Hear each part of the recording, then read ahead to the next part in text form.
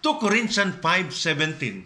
Therefore, if anyone is in Christ, the new creation has come. Yung bago pong creation ay dumating na.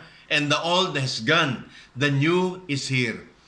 Naalala ko po, brothers and sisters, hindi hinahanap ko sa scripture Hinahanap ko sa scripture kung saan at sa anong punto, paano ako nagkaroon ng pababago sa buhay ko. Katulad po, sabi ko nga po, ang isa sa paborito ko po ay si San Pablo, si Saul, no?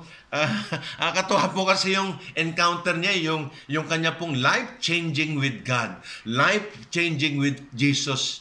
And true enough, brothers and sisters, honestly, kung titingnan ko po yung istorya, hindi po hinanap ni Saul si Jesus. Si Jesus po ang humanap kay Saul. Na-encounter niya po si Jesus. Nabulag siya. Tapos po, doon na po nagkaroon ng sabi ng ating Panginoon, bakit mo ako pine-persecute? And sabi ni Saul, who are you? Sino ka? It is I, Jesus Christ. Wow, brothers and sisters. And there, naging Pablo po siya. And to tell you, brothers and sisters, siya po ang isa sa modelo po ng charismatic na talagang life-changing, nagpakababa, humble enough, brothers and sisters, to follow Christ. Naalala ko tuloy nung tawagin ako ng ating Panginoon na 1980s, just after the revolution, ng EDSA Revolution. December of 1986, kasi February 1986 po nung magkaroon ng EDSA Revolution. So, just after that, doon po ako tinawag ng ating Panginoon. From a life na talagang, I would not say na ang sobrang naman dumi, pero wala sa daan patungo sa ating Panginoon. Yun yung aking buhay. Kaya nga masasabi ko noon, paano kaya kundi ako binago ng Diyos? Saan kaya ako pupulutin? Saan kaya ang buhay ko? Ano kaya ang buhay namin na mag-asawa? Ano kaya ang buhay ng mga anak ko? Ano kaya ang buhay ko, ang hanap buhay ko? Siguro po, saksakan ng dumi. Ang dami pong dumi. Kaya nga po, maalala ko ano yung life-changing ko. Nung nalugi po yung aming negosyo. Kasi si Brother Big po ay isang negosyante.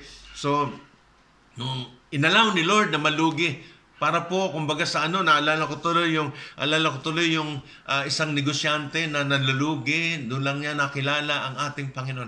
Naalala ko tuloy yung binatang mayaman. Ang sabi ng binatang mayaman sa ating Panginoon, Lord, paano ba ako magkaroon ng walang hanggang buhay, eternal life? Ang sabi ng Panginoon follow the 10 Commandments. Ang sabi ng binatang mayaman sinusundan ko na po yan pinapalo ko na po yan, bata pa lang ako. Okay.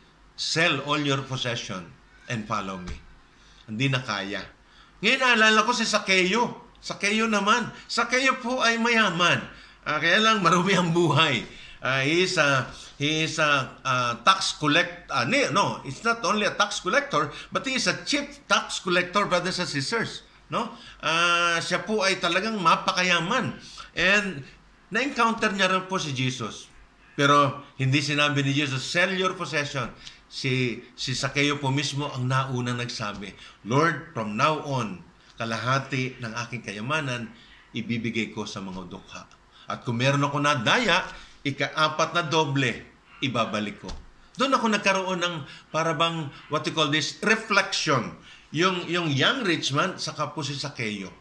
And the other one is Bartimaeus. Bartimaeus is bulag, blind. Doon ko nung po tinema yung faith, yung pananampalataya. Yung change po kasi, yung pong life-changing experience with God is something that we need a graces from God. Yung kinanta po ni Sister Ella. Kasi kung wala ang grasya ng ating Panginoon, brothers and sisters, wala po Marami na po tayong beses na sinubukan natin magbago. Marami na tayong beses every year, sinusubukan natin magbago ang ating buhay. Yes, nababago, pero pansamantala. Iba yung life-changing.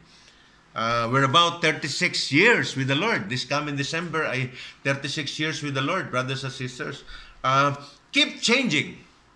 Laging binabago ng ating Panginoon. Yun yung masarap sa ating Panginoon Pero yung isang naalala ko po na binigyan ng pagbabago ng aking Panginoon, yung pong paghahanap buhay. Yung paghahanap buhay ng marumi.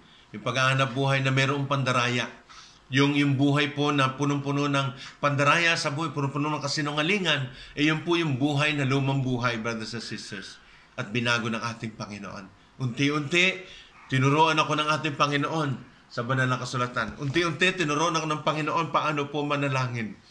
Brother Vic po, hindi marunong magdasal. Even though Ama namin o yung Our Father, hindi ko po masyadong naunawaan. Tell you, brothers and sisters, binigyan ng sustansya, binigyan ng buhay ng ating Panginoon ang aking buhay. Not only me, but with my sister wife, Sister Emma. Kaya po nakakatuwa po kasi ang sarap po kayong mag-asawa ay masama kayo naglilingkod sa ating Panginoon. Magkasama kayo, nabubuhay na ang Panginoon ang sentro ng buhay. Ang dami po mga pagbabago. Romans 12 verse 2, do not conform to the pattern of this world, but be transformed by renewing our mind. Renewing our mind. Then you will be able to test and approve what God's will is. His good, pleasing, and perfect will. Ano ba talaga ang layunin ng Panginoon sa aking pong buhay? Saan ba ako patungo? Ang dami pong ginawa ng ating Panginoon. Dati po nasa Luzon po kami, ngayon po nasa Cebu kami. No? Nung po kami ta-transfer sa Cebu, brothers and sisters, ang sabi ng tatay ko, bakit kayo ta-transfer sa Cebu? Saan kayo paano gagawin niyo doon? Paano kayo mabubuhay doon? Sagot ko lang po sa aking ama at the time, that was 1997, no? Sabi ko sa aking ama, dahil po sa Panginoon. Sabi ng aking tatay, no, kasi ang tatay ko at that time di pa rin yun. Sabi ng tatay ko, saan ka kumukuha ng katwiran, anak? It is from the Lord. And true enough, brothers and sisters, yung sabi ni Sister Ella, yung kinanta ni Sister Ella na broken vessel but amazing graces, no? Yung grasya ng ating Panginoon, yung blessing na Panginoon ibubuhos niya basta sumunod tayo sa Kanya. Seek first the kingdom of God and everything shall be added unto you. Problem, brothers and sisters, most of us, including me before, brothers and sisters, seek the blessing, later the Lord. Yun yung madalas Kaya nga po sa buhay ko po, napakaraming mga pagbabago. Ngayon po, may mga pagbabago na naman. No?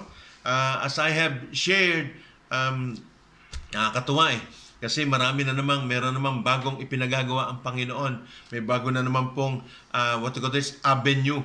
May bago na naman pong, pag-work, pagsaserve, no? Through our Archdiocese of Cebu, Catholic Charismatic, no, renewal service.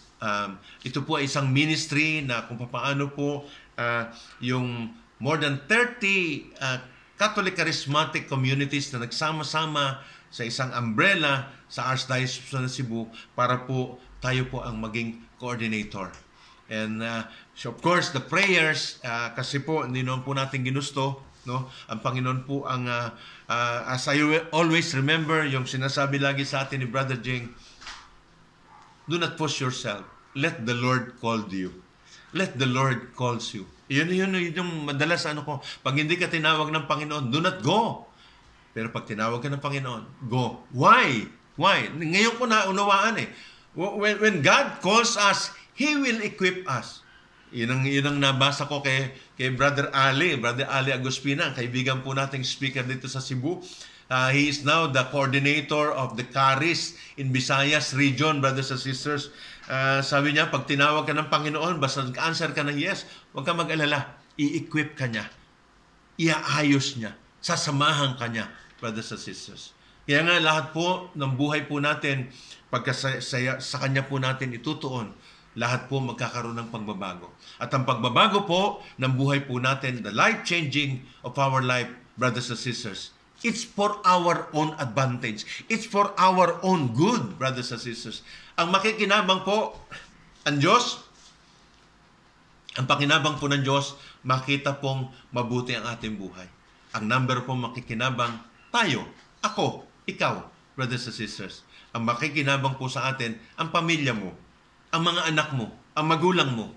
Kasi ikaw ay nagkaroon ng pagbabago. Dating Saul, naging Pablo.